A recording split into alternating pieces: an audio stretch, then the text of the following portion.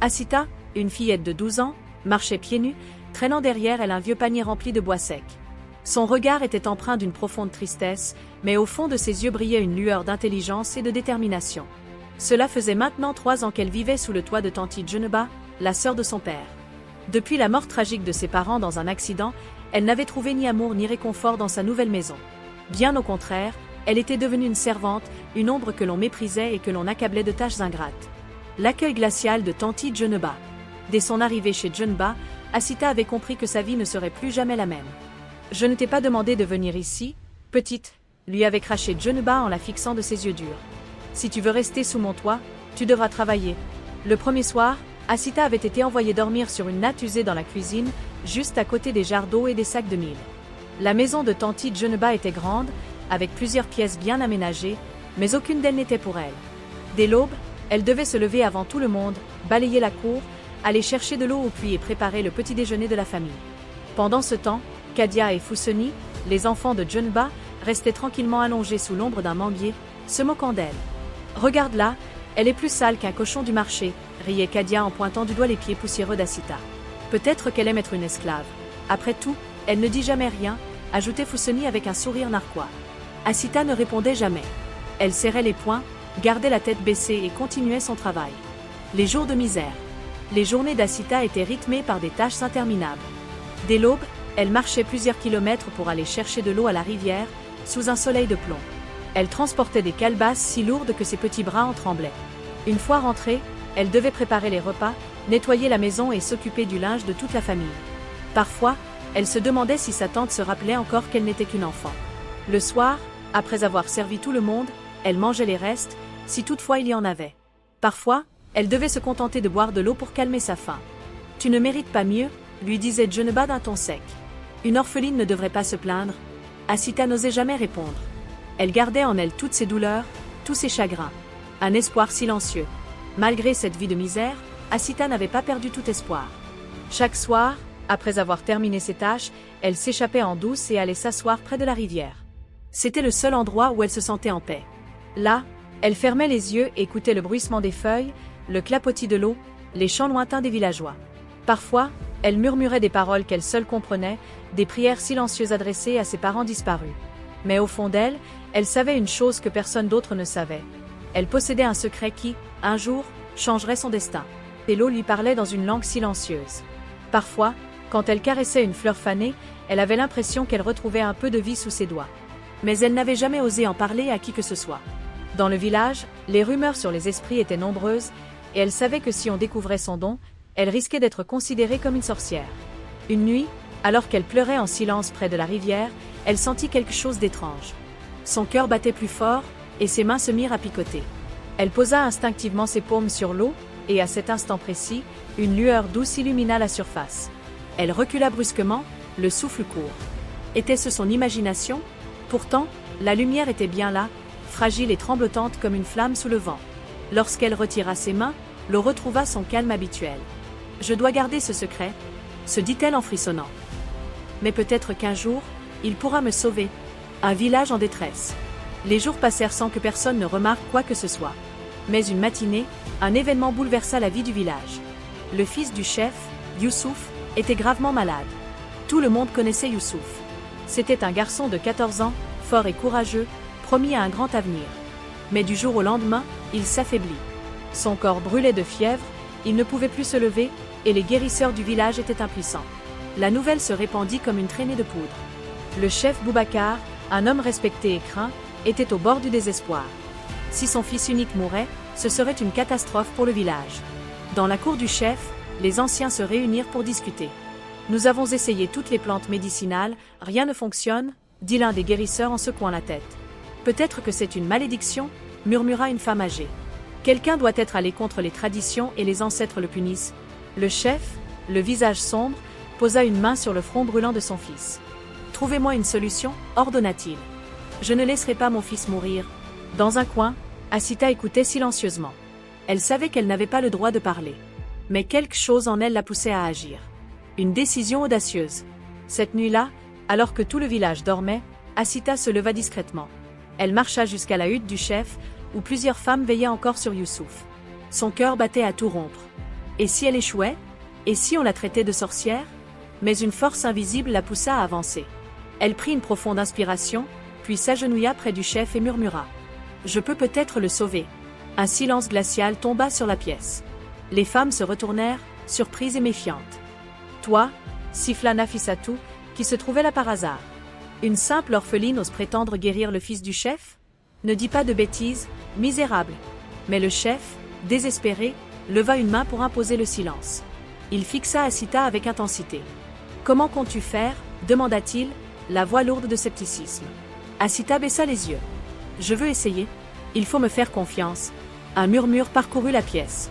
Nafissatou éclata de rire. Laissez-la essayer, alors, dit-elle avec moquerie. Nous verrons bien combien de temps son arrogance durera. Mais Assita ne se laissa pas impressionner. Elle s'agenouilla près du jeune garçon inconscient, posa ses mains tremblantes sur son front brûlant et ferma les yeux. Elle prit une grande inspiration et se concentra sur son pouvoir. Le miracle d'Assita. Tout autour, les villageois retenaient leur souffle. Soudain, une douce chaleur envahit la pièce.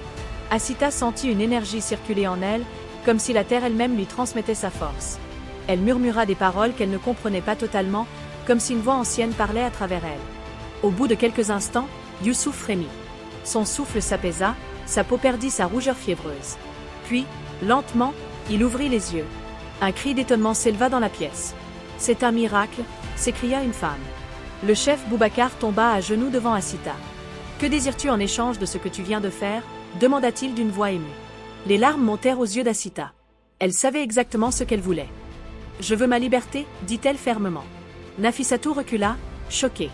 Jamais elle n'aurait imaginé que cette orpheline insignifiante puisse un jour s'élever au-dessus d'elle. Le chef se releva et fit face à tout le village rassemblé autour de la hutte. À partir de ce jour, Assita ne sera plus jamais traitée comme une servante, déclara-t-il. Elle est une bénédiction pour notre village. Les villageois, abasourdis, acclamèrent la jeune fille. Nafissatou et ses enfants baissèrent la tête, honteux. Mais Assita n'éprouvait aucune rancune. Elle savait que le véritable pouvoir résidait dans le pardon et la sagesse. Cette nuit-là, Assita comprit que son destin venait de changer à jamais. Elle n'était plus une orpheline maltraitée, mais une jeune fille aux dons extraordinaires, respectée de tous. La vie d'Assita avait basculé du jour au lendemain. Elle qui, la veille encore, était considérée comme une simple servante, était désormais respectée de tous. Elle avait sauvé la vie du fils du chef grâce à un don que personne ne comprenait vraiment. Mais avec ce nouveau statut venait une nouvelle responsabilité. Un nouveau rôle dans le village. Le chef Boubacar, reconnaissant et impressionné par le pouvoir d'Assita, décida de la nommer guérisseuse officielle du village, un titre qui n'avait pas été accordé depuis la mort de l'ancienne chamane, sa grand-mère. Lorsqu'il annonça cette décision devant tous les villageois rassemblés, il ajouta « Désormais, plus personne ne lèvera la main sur Assita. Elle est une bénédiction envoyée par nos ancêtres pour protéger notre peuple. » Les villageois acquiescèrent respectueusement, bien que certains restaient perplexes. Comment une jeune fille aussi frêle pouvait-elle posséder un tel pouvoir? Dans la foule, Nafissatou et ses enfants baissèrent la tête, vaincus.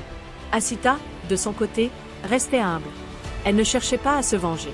Tout ce qu'elle voulait, c'était être libre et utile. Mais elle ignorait encore que son voyage ne faisait que commencer. Les doutes et les craintes. Malgré l'admiration qu'elle suscitait, Assita se sentait seule. Elle avait l'impression d'être devenue une étrangère dans son propre village. Avant, elle passait inaperçue. Maintenant, chaque regard posé sur elle était soit rempli de curiosité, soit de peur. Un soir, alors qu'elle s'asseyait près de la rivière, elle sentit une présence derrière elle. C'était d'en bas, un vieil homme sage du village. « Tu as peur, n'est-ce pas ?» dit-il calmement. Assita hésita, puis hocha la tête. « Je ne sais pas si je suis prête à être celle que tout le monde attend que je sois, » murmura-t-elle. D'en-bas sourit et s'accroupit à côté d'elle. « Le pouvoir que tu portes est un cadeau, mais aussi un fardeau.